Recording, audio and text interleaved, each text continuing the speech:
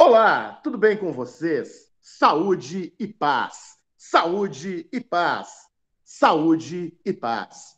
Hoje, dia 17 de junho de 2021, estamos falando do período matutino aqui da nossa residência, às 8 horas em ponto da manhã, desta gelada manhã, nublada e também um pouco chuvosa, na cidade universitária de Tubarão, sul do estado de Santa Catarina, Brasil, América do Sul, sul do mundo.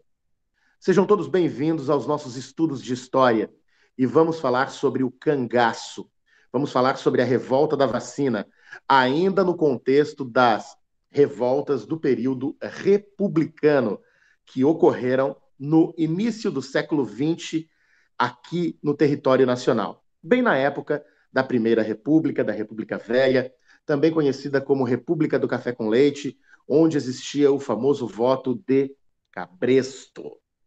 Eu quero falar para vocês sobre um período interessante da história. Um período que abrange a história do Brasil num local geográfico especial, o Nordeste brasileiro. O Nordeste brasileiro é verdadeiramente surpreendente. Eu queria sugerir para todos os amigos que aqui estão, e hoje eu estou com a super turma, a turma espelho incrível, maravilhosa da 301 da Escola de Ensino Médio de Freitas, e dedico esse vídeo a eles.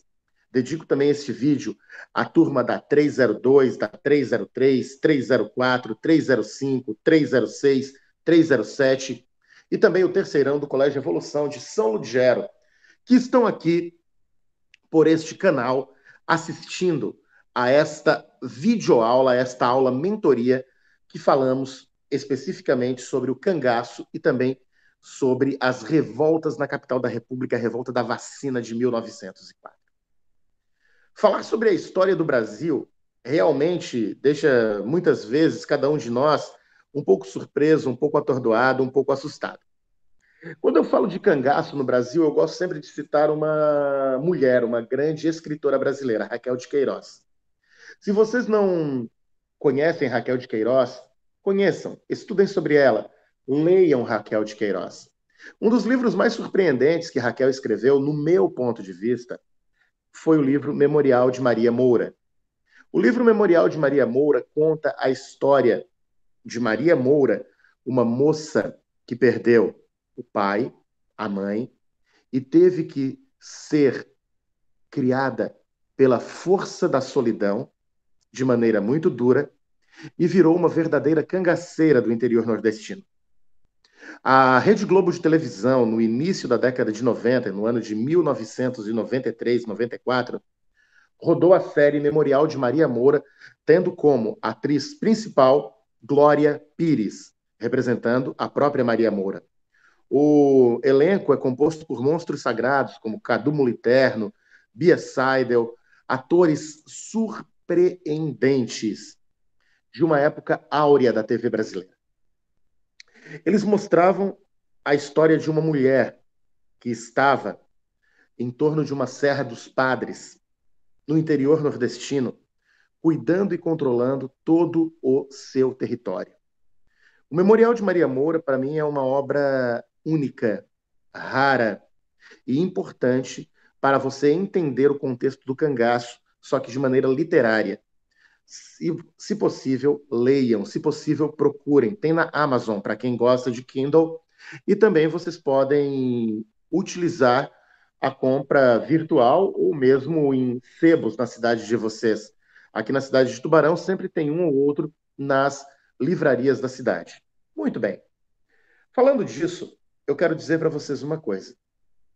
Como nós já falamos sobre a Guerra de Canudos, sobre Antônio Conselheiro, sobre a vida naquela região, vocês devem lembrar muito bem que a situação no final do século XIX, início do século XX, no Nordeste brasileiro, era mais periclitante do que o normal. Era mais grave e drástica do que o normal. A seca no final do século XIX, no início do século XX, se prolongou.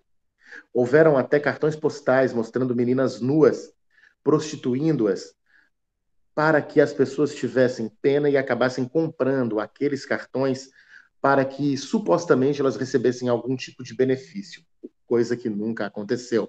Era apenas uma espécie de circo de horrores muito comum no início do século XX, no final do século XIX, e que se estendeu até a primeira metade, lá por volta de 1940, 1950. A história ela tem dessas nuances, né, de mostrar o horror, de mostrar o terrível, e nós não fugimos muito à realidade. Semana passada, para aqueles que ora me assistem, se não me assistirem nesse mesmo tempo em que estamos aqui gravando, aconteceu aqui na região de Tubarão, Laguna e Pescaria Brava uma grave chuvarada. Foram cerca de 160 milímetros. A região de Pescaria Brava, de Laguna e de Imaruí, ela foi assolada pela chuva forte. E por aqueles dias, tanto quarta quanto quinta-feira, as pessoas quase que divertidamente viraram jornalistas, entre aspas, e divulgavam via grupos de WhatsApp o que estava acontecendo na região. Um pouco de mau gosto, um pouco trágico, um pouco triste, mas cada um de nós virou jornalista, virou juiz, virou júri, virou algoz. A gente sabe tudo, mas na realidade nós não temos compreensão de quase que absolutamente nada. No final do século XIX, no início do século XX, havia seca, como eu falei, fome e muita concentração de terras nas mãos de poucas pessoas. Eram os chamados latifúndios, grandes extensões de terra. Latifúndios, grandes extensões de terra. Esse é o ponto-chave da questão. Um outro detalhe que eu gostaria que vocês aqui compreendessem, isso no Nordeste brasileiro, era um ponto-chave para a nossa observação. Então, nessa linha de raciocínio, formaram-se, sim, grupos armados que praticavam assaltos em fazendas e também matavam pessoas muitas vezes. Esse grupo vai ficar conhecido como cangaceiro ou como cangaço. É bom que vocês lembrem. Um detalhe muito importante: eram grupos armados que foram chamados de cangaceiros. Esse é um ponto que eu gostaria de lembrar para cada um de vocês. Uma coisa que é certa e clara, eles atuavam com muita violência, na maioria das vezes. E, como diria hoje a galerinha moderna, tocavam o terror. Um detalhe certo: entre as populações mais pobres, eles despertavam sentimentos contraditórios, que iam desde o medo até a admiração. Por que isso, professor João? Porque muitas vezes eles tinham um complexo de Robin Hood. Eles roubavam dos ricos para dividir com os pobres. O cangaço, sim, é um objeto de estudo histórico básico de pesquisadores do Brasil inteiro, principalmente nordestino. Para alguns deles, como consta nas nossas obras de estudos, ele foi basicamente banditismo, arruaça, marginalidade, criminalidade. Para outros, foi uma forma de contestar o meio em que se estava vivendo. E uma forma de encontrar pessoas que viviam oprimidas para expressar sua revolta, sendo por isso reconhecidos como legítimos. O rei do cangaço, para quem não sabe, foi Virgulino Ferreira. E um outro grande homem também foi Antônio Silvino.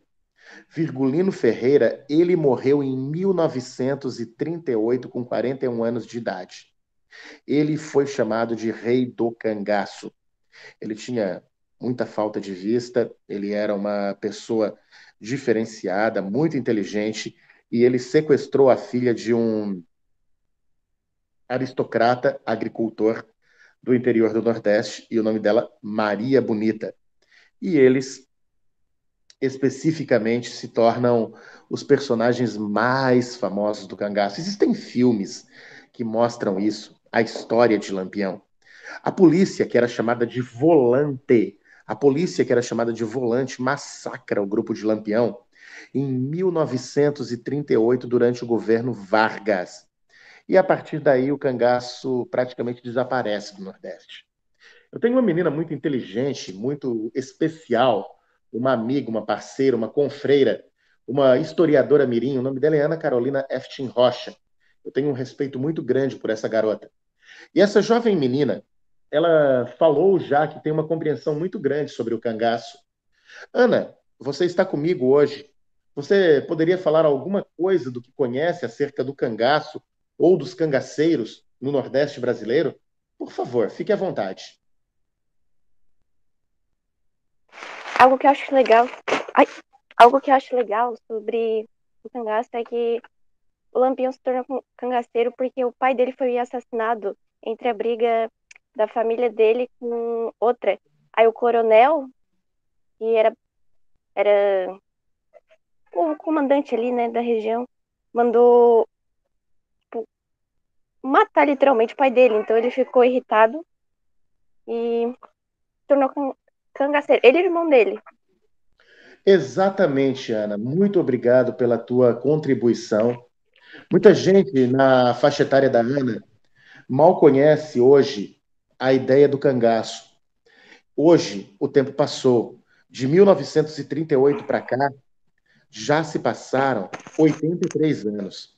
E uma coisa que eu gostaria de lembrar para cada um de vocês, Ana, se tu conseguires até desligar o microfone, eu te agradeço, princesa. Eu gostaria que vocês compreendessem um detalhe. O cangaço foi um movimento de rebeldia, inclusive no próprio governo de um homem que foi primeiro pai dos pobres e depois demonstrou muita dureza, muita fortaleza e muita inquebrantabilidade. A polícia naquela época era chamada de volante. A polícia naquela época era chamada de volante. Esse é o nosso primeiro ponto de estudos para a nossa análise específica. Fiquem com Deus, tenham todos um bom dia, bons estudos e até um outro momento para a análise.